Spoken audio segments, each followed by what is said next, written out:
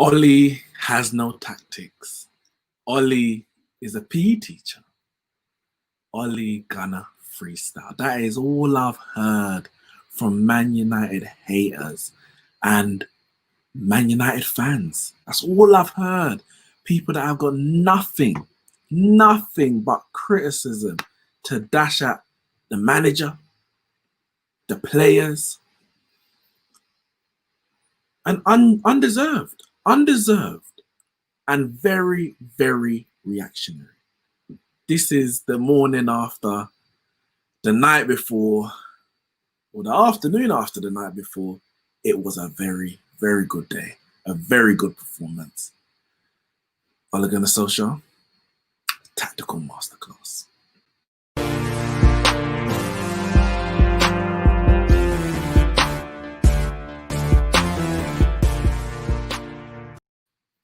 Yes, guys, Manchester United beat Paris Saint-Germain in Paris, as you all well know. Beat them 2-1. Of course, I didn't do a match review yesterday. I was on the football terrace, chopping it up with the other Man United guys over there and just basking in the enjoyment of that victory. A victory that most people did not see coming. Don't let them fool you. They heard that this person was out and that person was out, and it did not stop them from saying Man United's going to lose this game. Man United will lose this game. That was the talk. That's what everyone said. So Man United fans, enjoy this win. Enjoy the performance. Enjoy the tactical masterclass from our manager and the tactical discipline from our players. Don't let anyone take that from you. Don't make them seem like this performance was any less, that somehow PSG had an off night. No, if PSG were off, it's because we made them have an off night. It's because of our performances. And we're going to go through the performances on an individual basis in a second, and how Solskjaer tactically broke down PSG. But I've got to say, innit, there's a lot of agendas that fly out there. And unfortunately for a lot of Man United fans, they're not able to enjoy this victory like I am, and like I did. You know, when that goal from when the first penalty from Bruno Fernandes was saved, I was gutted. I was thinking, oh, we missed a great chance. And then when he scored the retake, I was delighted. I was pacing up and down my room. And then we conceded equaliser, unfortunately. Own goal from Martial. A few moments of creativity from PSG. David De Gea makes a good few saves. You expect that. They are Champions League runners-up. Of course they're going to create chances. Neymar, Mbappe, Di Maria, of course they're going to create chances. Look at the name of the players I just listed. So don't let them tell you that it was a weak team. We had players missing as well. Two of our most senior centre-backs in Maguire and Bailly were out of the team. Cavani didn't travel. Greenwood, not fit. Injured, from what we're hearing. So we were missing, quote-unquote, key players. But it was a tactical masterclass, because even with that, what you would say is our best players in Matic, Pogba, some will say Van der Beek, even though he hasn't necessarily played very often or from the start, they were all on the bench. So it wasn't about having all your star players on the pitch. It's about having a tactics and formation and strategy to beat the opposition, and that's exactly what we did. But as I said, a lot of Man United fans, they weren't too happy. They weren't overjoyed and really basking in that victory yesterday, and that's on them. But the reason is because there's a lot of agendas and stubbornness, things that people have said and predicted in the past that have yet come true. They are sticking to those guns just so they can say, hopefully for them at the end, I was right. You know, they might have said the player wasn't good enough, and that player has proved them wrong. I wasn't the biggest fan of Fred initially. I mean, he wasn't really a Jose signing. It was thrust upon him. That might have an impact on it. Solskjaer came and tried to find a way to get him in the team, and initially he wasn't. Then he was in, then he was out. But I have said in recent weeks that, no, Fred has to start. I'm not saying first name on the team sheet, but he has to start in all our games, regardless of opposition, regardless of formation. Any formation we choose, Fred has to start. Because I'm here to support, and I want the best of Man United. I don't care whether I'm right or wrong. If I think a player is bad, I want them to prove me wrong. Whereas other people will say a player is bad, whether it's Rashford, for example, and they are intent on being proved right. Why would you want that? He's a Man United player. You want what's best for Man United, whether that be Scott McTominay. You might think Scott McTominay is not the best player at Manchester United, but he had a good performance yesterday. He had a good performance yesterday. And that is the most important thing. Can you praise him for the performance, or are you so stuck in your own agenda that you have to criticize him because you have to be right? And that's on those people. That's on their minds, isn't it? Guys, before we go any further, make sure you smash the like button, share this on your social medias. Let me go through some of your comments just before I go into a bit of a tactical breakdown. Footy Live, oLe at the wheel. Relax. We're not going there yet. We're not going there. I need to see some trophies before I start singing that again. Triple O, lovely team performance. It was. It really was. And listen, it's a team game. It's one team against the next. It's not one individual. We pit it as Rashford against Mbappe, or as two strikers, or Mbappe versus Wan-Bissaka as a matchup. Of course, we can do that. But when all is said and done, it is one team versus the other, and which team can perform better and get the result at the end of 90 minutes. And we did that. We deserved to win that game. It wasn't like we won. Remember that night in Paris 2019, brilliant comeback victory, but it was a smash and grab. We were nowhere near the better team. And possession is only 9/10 of the law. We deserve to win that game despite us giving PSG the possession. Because when you play Fred and McTominay, the plan is not to dominate and control the game. You do that, you'll be punished on the counter by Mbappe, by Neymar. So we played a game that stifled their best attacking players, and you would say the two best players on the pitch in terms of their ability. People would say Neymar and Mbappe are the two best players on the pitch. If Pogba plays, of course, you can put him after Neymar. But most people say Mbappe and Neymar are the two best players on the pitch on either side. So, of course, we have to think about that. We have to think about stifling them, and we did that. Jeremiah Ojan, I have a feeling that Man United is going to win the league title with Ole Gunnar Solskjaer this season. Maybe the League Cup title. I don't know about the Premier League. I'm not going there yet. It's one game at a time. Erhan Aksu, oLe does have tactics. He has one tactic, defend and inshallah. I mean, he's not Muslim. He ain't saying inshallah, and he definitely wasn't praying for that result. He went and worked on that performance and that tactical game, and we performed. And it wasn't just defending inshallah, because when all is said and done, we created the better chances. They had a shot from Di Maria outside the box. Mbappe had a bit of individual brilliance, and it was a good save from David De Gea. And there was a cross that Kazawa touched, and it went straight at David De Gea. Other than that, and that's really what they created, if we're going to be honest. We created so many openings. All of our set pieces, our corners were dangerous. We could have easily scored from. Rashford had 2 gilt-edge openings before he actually scored. And on top of that, there was 2 shots that were, one was tipped around the post by Keylor Navas. Another one was blocked by the feet of Keylor Navas when Bruno Fernandes broke down the right-hand side. So you can say defend and inshallah. No, we played a game that was perfect against the opposition, and we created the better chances. I wasn't nervous during that game. I was annoyed when we conceded the first goal. Oh, sorry, when we conceded the equalizer. I'm like, we've done all this work. They haven't really cut us open. Twanzebe and AWB were shutting them down that side. Mbappe had to move to the right-hand side. He had to move sides, and he didn't even get any joy over there. So I was so annoyed that we looked like we were thrown away. Because I would have taken a draw at the beginning of the game, you know. I would have taken a draw at the beginning of the game.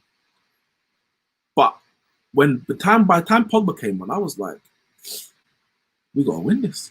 We deserve to win this. We need to not let this go, because you can get 3 points away at the toughest team in the group. You're setting yourself up to qualify. And people called it a group of death for us.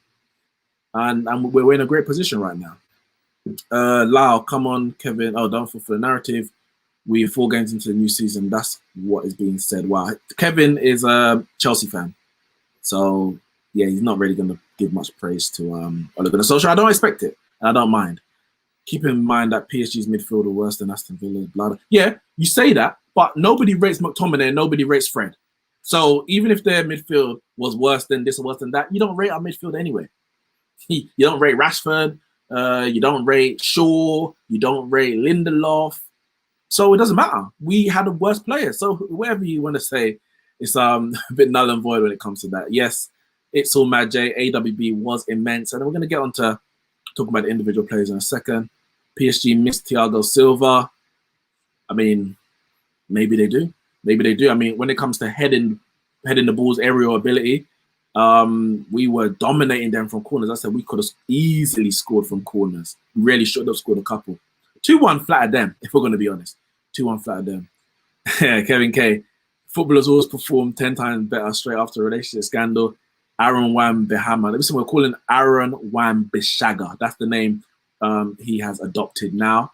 And listen, if it takes a relationship scandal for him to perform like this, then I'll take it. I would take it. But let's get on to this because I got to get back to work anyway in about 20 minutes, actually. 25 minutes.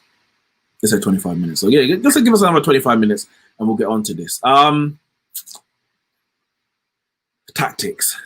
Ole Gunnar Solskjaer has no tactics. So obviously there's a lot of talk before the game, and I did a preview with Fosu Mensah might be the best. You must mean Tuanzebe, J Spurs. I think you mean Tuanzebe, not Fosu Mensah.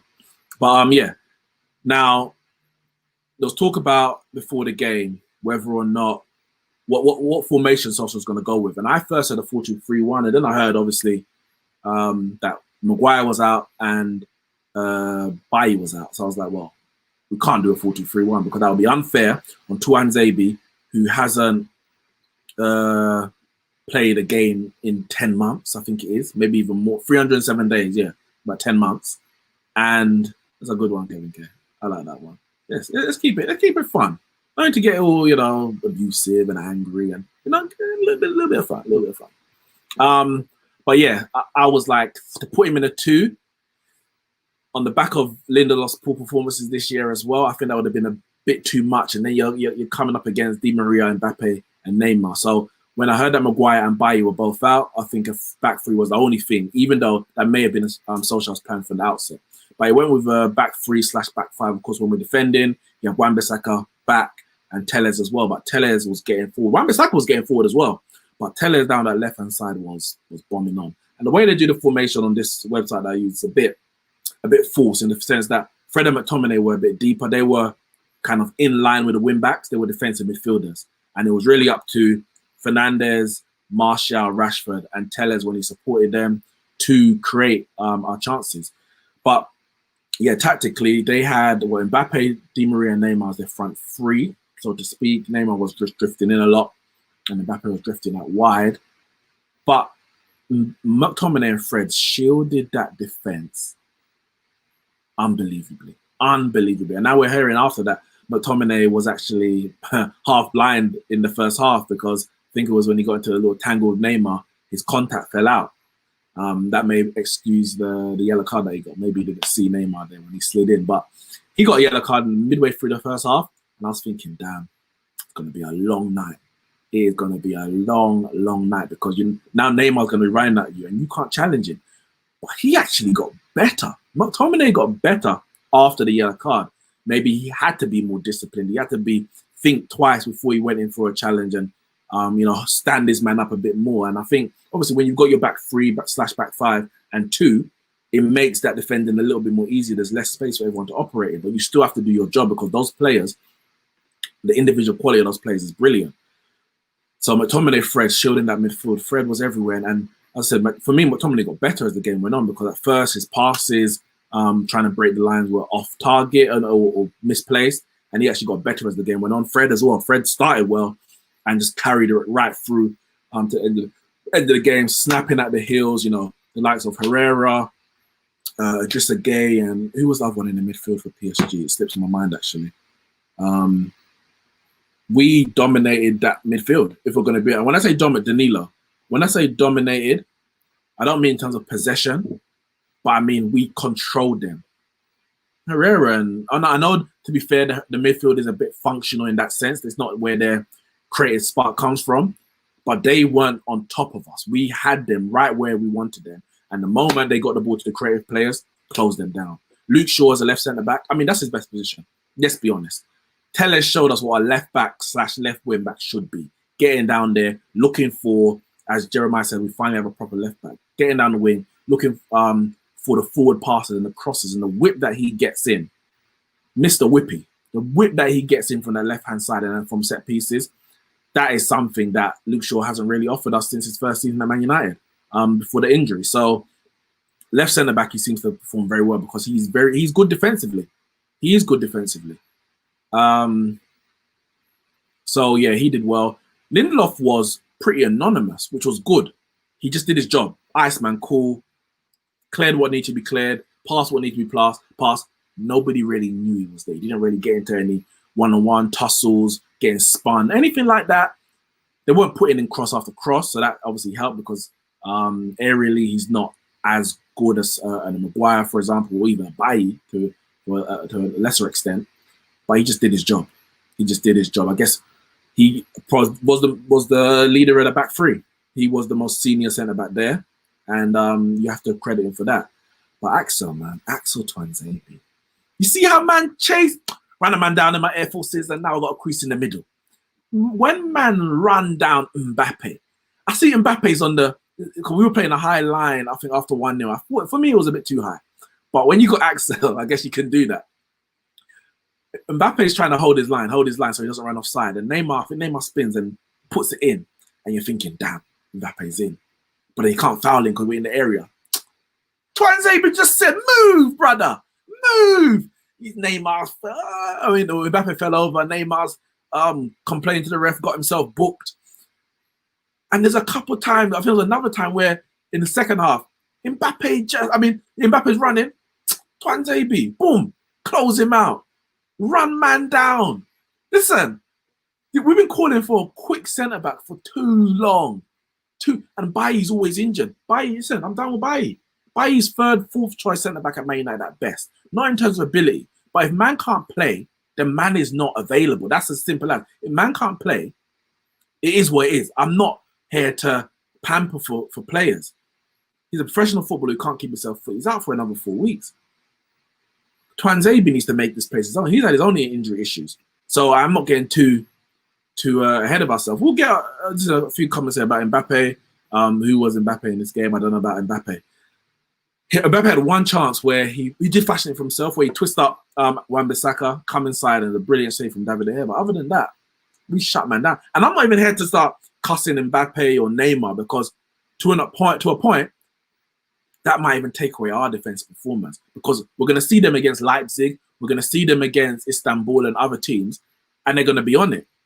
And at that point, you're going to say, whoa, respect Tuanzebe, respect Aaron Wan-Bissaka. Aaron Wan-Bissaka ran down Mbappe because, look, that's another one. Mbappe ran across the area.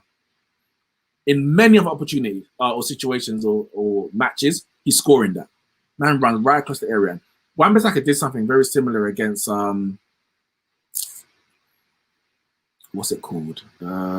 Against Sterling in the derby at Etihad. When he's running across the area, and Wan-Bissaka just tracks him. And as he's pulling back to get the shot, man gets in the slide tackle on the block. And he did that against Mbappe. Against other defenders, he's scoring that. Wan-Bissaka and other right back saying, running man down like that. Aaron Wan-Bissaka, and I said it before, is the best defensive right back in the world. Fact. Is he the best right back in the world? No. Because there's others who have good enough defense and good enough attack that they can do both jobs. But purely on defending, there's not a better right back than Aaron Wan-Bissaka. So as much as we might say Mbappe, where was he? Why was he not there? Because Wan-Bissaka had him in his pocket. As I said, man had to move to the right-hand side. Helen Madrid says, not taking any away from Neeks, but don't you think that the money PSG have, they have some average fullbacks and midfield? Yes, but I think when it comes to the midfield, it's probably a bit more functional to accommodate Mbappe, Neymar, Di Maria. So you allow them to just be up there and push back. You don't have to get back and defend. And so your midfield has to do a bit more work. The likes of Idrissa Gueye, obviously when Verratti's there, and Herrera. If you bring in a more quality, so say they brought in a Paul Pogba, then you end up with four midfielders, four players who aren't really going to get back and tackle. So in terms of midfield, I understand what their balance. Fullback, so who they got? Bernat's their first choice. Who's their right back? Who's their right back? Did they used to have Sidibe? Or am I buzzing? Bernat's decent. But I think they could. I think the centre backs are. You think they should be able to go out and get a world-class centre back, especially after losing Kimpembe is good. I'm not gonna get he's good, but they've got a lot of money that they can go out and get an Upamecano. They can go out and get a Koulibaly, for example. But they seem to spend a lot more money in the forward areas. But I think some of it is to do with just managerial. I think you can get better defensive performances with a better manager. But I always feel that with your attacking players, they're always going to get you goals, always going to create chances. So you need someone that's going to now fix and solidify from the back. And so I felt like Mourinho suits a PSG. They just need that kind of winning mentality. They just need that someone to get them over the line. I thought they were going to get over the line last year. I didn't think that, to be fair, I predicted Bayern Munich to win, but that was a chance to do it. You've got the attacking players. I'm not saying you don't coach that, but you don't really need to coach that. They are that good. You can get a manager in that's going to make sure that their base is solid. Then I think they could do damage. But by the time they get that manager, is Neymar going to be there? Is Mbappe going to be there? Let's get back to the match now. David De Gea, yeah, he was brilliant. There's people calling for Dean Henderson to start. And at the start of the season, it was understandable. But David De Gea, as much goals as we've conceded this season, David De Gea hasn't been at fault for any one of those goals. He's actually made some very, very good saves. And in this game, there's some very, very good saves. And he's showing that class is permanent. Form is only temporary. And yes, some form lasts longer than others. You know, when Neuer was bad form, he was finished for about a year and a half, 2 years, and he's come back leaps and bounds recently. Leaps and bounds. I'm hoping David De Gea can have the same trajectory, because in the last year and a half, no, let's be honest, last 2 years, since the World Cup 2018, he's been bad. The year before last was terrible. Last year was better than previous, but still not good enough. And this year he's been faultless so far. And maybe the pressure of Dean Henderson in the background, more so than Sergio Romero, is what's helping him. Competition for places is so important. Then we go move forward to the forward players. Tuanzebe, Rashford, Martial. Let me see the comments. Mowada, yeah. Wan-Bissaka did the same thing to Sterling, tracking across the box. Colossal. Triple O, you can only beat what's in front of you. Jeremiah, PSG didn't spend money wisely this season, buying 29 and 30-year-olds. And yes, Florenzi is their right back. He's their right back. Keylor Navas is a very good keeper. A very, very good and underrated keeper. Considering how much Champions League he's actually won with Real Madrid, we don't really speak about him. We don't, and I guess in a Real Madrid side, there's so many quality attacking players and outfield players, but he's a very good keeper. A couple of those Rashford shots could have gone in against a lesser keeper before the actual goal, and of course he scored the penalty. Hala Madrid said, so he saved the penalty before he was retaken. Hala Madrid says, I rate Kimpembe higher than Upamecano and Laporte. In the last year, Kimpembe is raised in my expectation or in my analysis. Before that, I wouldn't have put him anywhere near Laporte. In the last year, he's definitely gone up. Upamecano, I mean, yeah, that's fair enough. Upamecano is, I want to say younger, but let me just check that before I come out and say that.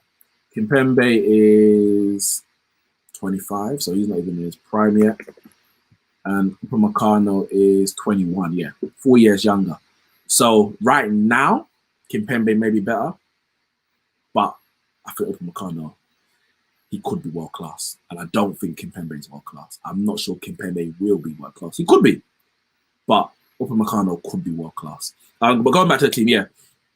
Bruno Fernandes, he had a good game, a solid game, high energy all game, tried things, got into the spaces where you need to be. Execution wasn't always on point. But you know what? We have to accept that's Bruno Fernandes. Bruno Fernandes is going to always try, whether it's a shot that's a bit too far out or a shot from distance, a pass that someone wouldn't, they'll just go simple and keep the ball ticking over. He's going for that killer ball. So you're going to get a bit more misplaced passes and maybe shots where he shouldn't, because he's that kind of player. But he keeps going, he keeps going, he keeps going. Missed the penalty, was saved. I don't think he even hopped enough. Like, hop a bit more. Like, when he first came, man was hopping. Man was doing a proper hop. It wasn't a bad penalty. It wasn't it was a decent penalty, but it was a very good save. But, you know, man was off his line. Man was off his line. Like, I don't make the rules, I just follow them, innit? When David De Gea was off his line against West Ham and he saved Jordan Ayew's penalty, nobody was complaining. So I don't want to hear it. He's off his line, retook it, put it in the same place mentality. He has got that. He ain't going to get broken or fall down for a missed penalty, whatever it is. A lot of other players might swap penalty takers at that point, give it to someone else. Bruno's like, nah, man's got the captain armband. I'm taking this penalty. I'm putting us in the lead. I'm carrying this team through. I'm not saying he had to carry us, because that would be unfair on the other players, but he was the leader on the pitch. And he's always been the leader on the pitch, even without the captain's armband. And then Rashford and Martial. Martial had a average game, if we're going to be honest, probably below average. Let's be honest, below average. The own goal compounded it. The ball, he held up the ball at times. That was fine. But it's when he was now dribbling with the ball, he was nowhere near the best we've seen of Martial. I don't know, he hasn't started the season great. We haven't started the season great, but then he got sent off against Spurs, so he missed the last game against Newcastle. He's played decent, he played all right with France, but the ball, he's dribbling at his man, and he's not the same dynamic Martial that we saw just at the back end of last season. He needs to get back to some form as soon as possible. Of course, we know he's out for 2 more Premier League games, Chelsea and Arsenal. So I expect him to play all the Champions League games in between that. But yeah, he didn't have a great game. I say he scored the own goal, but he did win the penalty. He did win the penalty. Good ball in from Luke Shaw, and he turned Diallo, I think it was.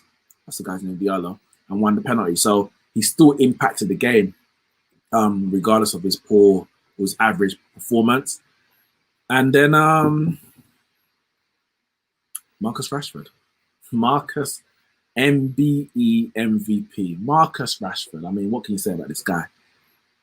He can't, at the moment, he can't do no wrong. Right now, he can't do no wrong. And I'm so happy for him, because people talk about, oh, he's a moments player, Trashford, Rashbeck, Rash Bandicoot, average player, no IQ, blah, blah, blah. But man just keeps proving them wrong over and over again, on and off the pitch. The man is Manchester United through and through. And I think this game epitomized Marcus Rashford as a Man United player. A few issues in terms of the decision-making, his final execution, understandable. But he kept going. He kept going. And he actually it's like he got closer and closer as the game went on, because right at the start of the second half, where we could have gone 2-0 up, I think it was a 2-on-1. Martial's on his left, he's on his right, and he's running down the right-hand side. Have a shot. Have a shot. He goes for the pass for Martial, and it's a bad pass anyway. Like, when he thinks very long, he has a lot of time to think, he sometimes made the wrong decision. It's like 50-50. So that was annoying, you know, and he missed another. There was another opening as well where he was running at his man, and I think he took a heavy touch, and the defender came in and closed it off. But he kept going. He kept going, and he had a shot from outside the box as the game went on. Navas made a brilliant save around the post. Then there was a chance down the right-hand side where Bruno went to cross it to Martial. It was deflected out by the defender, edge of the box, and Marcus Rashford with his left foot, saved by the feet of Keylor Navas, getting closer and closer. And then he comes up with that clutch moment. And Marcus Rashford, he scores in big games. Like, this is actually normal. His debut match, Europa League, scores 2 goals against Midtjylland, and we come back from behind to win that game. Premier League debut, scores 2 against Arsenal, win that game. Manchester Derby debut, scores against Man City, of course, wins that game. FA Cup, I think it was against West Ham. Was that his debut? Can't remember now. I think it was. Scores in that game. Like, the man is clutch. The man is just clutch. We know about the night in Paris all those years ago, or a year and a half ago. And he's done it again. He has done it again. He has come back to Paris and put certain man on the pitch to bed and put certain criticism off to bed. You can talk about all the chances you miss, whatever. You're a striker. You're gonna miss more chances than you score, because that's just the game. It is what it is. But are you going to come up trumps when we need you most? And in that moment, we needed you most. Scored against Tottenham. Yeah, you're right, Jace. But he scores in all the big games. Chelsea in the Premier League Capital One Cup. That free kick against Chelsea like last season. Madness. The guy is a big game player. Big game player. So I'll tell you, listen, Marcus Rashford, MVP. But that wasn't the full story. And listen, I need to, what's it, 40, got about 10, I've got about 15 minutes. 15 minutes left. That doesn't even tell the full story. He needs to start doing this consistently now, actually says. I think he gets a lot of criticism where it's not deserved. Maybe the hype on him is so high that people are saying, some people, you know, Mbappe levels, world class. So in that sense, yes, if he's going to be world class, he has to do it more consistently. But at 22 years old, he's got like 39 goal contributions in his last 50 games. If that's not consistent, I don't know what is. I don't know what is. I'll get back to you lots of questions about the formation going forward, back three, back two, etc., etc. Sorry. I said sorry. That didn't tell the whole story. This was the team we started with. But this wasn't the team that actually won the game. We did what we need to do. We stifled PSG. They actually got maybe frustrated. He changed, Tuchel changed at halftime. He brought on Moise Kean. I'm trying to, who did he take off? Moise Kean came on for just a guy in the game. So he had a focal point through the middle. And they started getting on top of it. They started getting some chances and some openings. And we were struggling. And we had a Rashford opportunity early. But for about 15-minute spell, they were on top of us. And they got the goal, luckily. And we were struggling to really, you know, string passes together and get out of our own half. And the man who has no tactics, Ole Gunnar Solskjaer, I mean, I guess he showed that he does have tactics. So he brought on Paul Pogba. Now, the easy thought process would have been, okay, we take off, I don't know, Fred, McTominay. That's what a lot of people on Twitter will be saying, oh, McTominay, he's dead. Take off, or, you know, some people might say Fred. Some people might say Bruno. He didn't do that.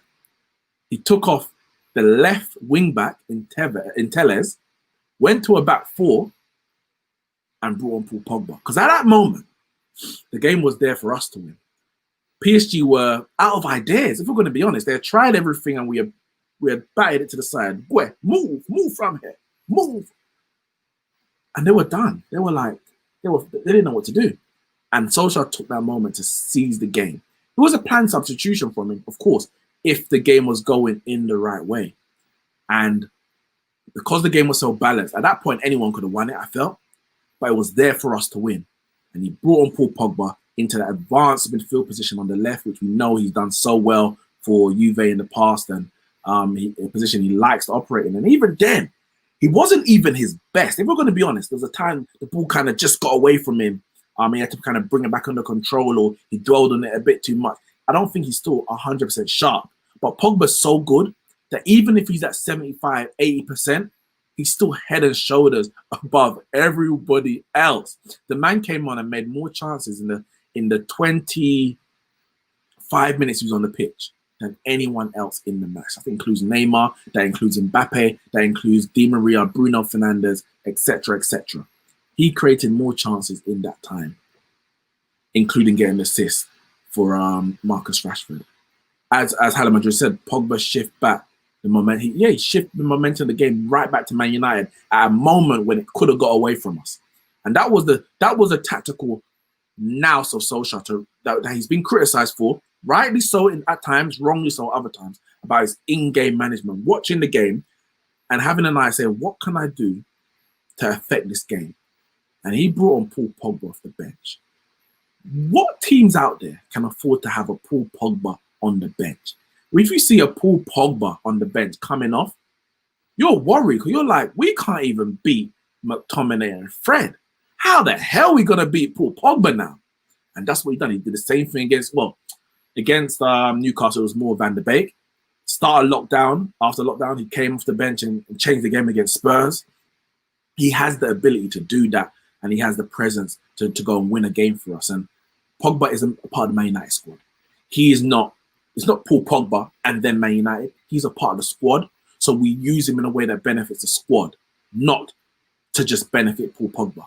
And in this game, it called for Pogba, Van der Beek on the bench. We needed workhorses, workmen out there to go out and do a job, and Pogba to come on and win the game. And he was, I said, he wasn't even 100%, but he was still brilliant. And he was creating chances. He was enjoying. He came off the bench with intent, which I like. He didn't come off the bench. He wasn't sulking. Oh, why didn't I start? No, he said, well, listen, I got a job to do. It's my job. I got to play for Man United however the manager wants. And that's what he did. And that's what I like about the attitude of this Man United team right now. A lot of talk in the media about falling outs and with managers and blah, blah, all that kind of stuff, infighting. Bruno shut that down at international duty. And the way these players are playing tells me that it was all rumors, all lies. Guys, make sure you hit the like button, subscribe if you're new, share the video. I'm not done yet. So yeah, we went to this diamond formation with some people actually calling for us to play. It's a bit of a mixture. So we've got this kind of diamond, and you can look at it. It kind of sometimes looked as a 4-3-3 with Pogba again on the left-hand side of the midfield 3 or 4 if you want to do a diamond. With Bruno, at times he'll push into the number 9, and other times, as you can see here, he drops into the number 10, like a false 9 position with the 2 wide forwards. But again, it's Pogba on that left-hand side with the license to then get forward because you've got Fred and you've got McTominay. As I said at the start, any formation we play, Fred is important. Fred is imperative even because he's got legs like Pogba and Matic don't have. Then he's got a bit more tactical nous and passing ability that McTominay doesn't have. McTominay is a hard worker as a runner. He will carry the ball forward more than Fred will, but he's not as technically gifted. He's stronger in the tackle, but he's not as technically gifted as a Fred. He's mobile, don't get me wrong, but Fred nips at your heels. He's always buzzing around, even the way that McTominay don't. They at times they can complement each other, but Fred is imperative. Whoever you want to put next to Fred, Solskjaer, do your thing in it. But Fred has to play.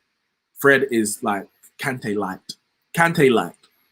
He's not Kante, respect N'Golo, even though he's going through a tough time, but he's Kante light. Listen, we tactically outdone them. Let me go through some of your comments before I have to get out of there. Let's see. Jeremiah says Rashford and Martial should play together always. Well, yeah, they definitely will play together. Yeah, I'm guessing you mean in the front too. I'm not against it. Now that we've got attacking wing back in Alex Telles, who can get up and down that left flank, I'm not against it. J Spurs goes on. He says, I think a 2 up top makes sense for Man United. Greenwood is a striker. Cavani's a striker. Igalo's a striker. Again, yeah, you're right. If we can get enough attacking width, we didn't go and get a Sancho who would have provided that attacking width. If we can get enough attacking width out of a Telles and maybe a bit more out of Wan-Bissaka, then a 2 up front, wide strikers with Bruno in behind, I don't have a problem with that. You then have Fred, then you can have an option of Pogba, 2 out of Pogba, Matic, and McTominay. And Van der Beek, sorry. So 2 out of those 4 would play in the diamond, you might say, with Bruno and Fred. I don't have a problem with that. It's a squad game. Everyone's not going to play every game. Some people are older, some people are younger, some people are just integrating into the team. So it is, it is what it is. Let's see. United just had a slow start. They're about to blow the league. I'm taking every game one at a time. I don't trust these players yet, because they haven't proved that they can do it consistently over and over again. Even though we have won 10 away games in a row, first time ever in Man United's history. Big up the players and Ole Gunnar Solskjaer for that. But we got Chelsea on the weekend, and that's not. It's a different game, different opposition, different tactics. We can't just go out with the same tactics and think it's going to work. You know, we lost to Chelsea. Granted, we rested players, but in the FA Cup, we can't just necessarily go over back three, knowing that Chelsea's only playing one up front. So we have to come up with a new tactic for that, one game at a time. Kante wants to be like Fred Neeks. Chill Neeks. Marquinhos, Verratti, Paredes, and Icardi were injured. Sorry, that sounds like a you problem. Nothing to do with me. We had Cavani out, Greenwood out, Maguire out, and Bailly out. How may I help you? Next time we face PSG, Tuchel won't be their manager. He might be sacked today. You lie. No way. Really? Really? Yeah, and okay, Tellez made his debut. Like, anyone can say anything. PSG are the runners-up, the European runners-up. Manchester United lost in the semi-finals to Sevilla in the Europa League. Nobody predicted that we were going to get a result. I don't care who you had injured. You had your two best players, your three best attacking players on the pitch. Di Maria, Mbappe, and Neymar. You want to talk about Icardi? It was Choupo-Moting who got you lot through to the Champions League semi-final or whatever it was. Icardi. Get out of here, man. Yeah, he said PSG still had Mbappe and Neymar. Exactly.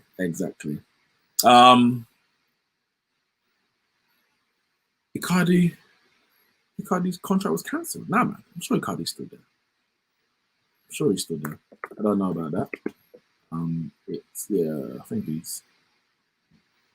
think he must just be maybe injured or something like that.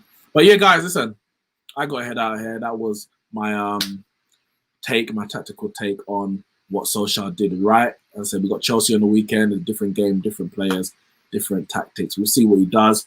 I think if Maguire's fit, if we go over back 3 or 4, if Maguire's fit, it has to be Tuanzebe. Tuanzebe, fitness provided, he has to be playing. We need that fast centre-back. Has to be done. Whoever you want to play next to him has to be done, because Bailly's always injury prone. He's out for 4 weeks. Of course, we don't want to break Tuanzebe, so is 2 games in a week too much for him after a year out? Maybe. But we got some big games coming up, and are we gonna drop him for the Chelsea game and bring him back for Leipzig? Chelsea's the league is the bread and butter, and we need to make sure we get results in it. So I'm all for Tuanzebe. If Maguire's fit, I'll put him right next to Maguire. Tellez, I want to see again. Wan-Bissaka, keep doing your thing. It's a big month coming up. As I said, anything can happen. In reality, it's like it's not that I don't trust this team. It's just that I don't. They can beat anyone. They can beat anyone, and they can lose to anyone. That's all it is. That's what it's. Sorry, I do. It's that I don't trust this team. Not that I don't believe we can't win. It's just that I don't know what team's going to turn up. So we can beat PSG. We could beat Chelsea, but we could, as we've seen, we can lose to Crystal Palace and get battered by Spurs. Like, this team are inconsistent. So I'm not afraid about the month. I'm not worried about it. I just don't know what's going to happen, and that's all I've said. I don't know what's going to happen, and we'll just see how this month plays out. But we got Chelsea, Leipzig at home. Chelsea, Leipzig, and Arsenal all at home in our next games. I did that right? 3 home games in a row, and then we've got Istanbul, Başakşehir, and Everton away from home. So if we can replicate our away form with our home form now, then we're going to have a very, very good month. Jeremiah says we can beat them all. Life at Tata, PSG are 3-player team. And Ramsey finally says, can we speak about Phil Jones not making the squad? Abysmal. I mean, what is abysmal is that he's even an option. That is what's abysmal. But guys, listen, thanks for joining me. Make sure you hit the like button, subscribe if you're new, share the video, and I'll see you soon.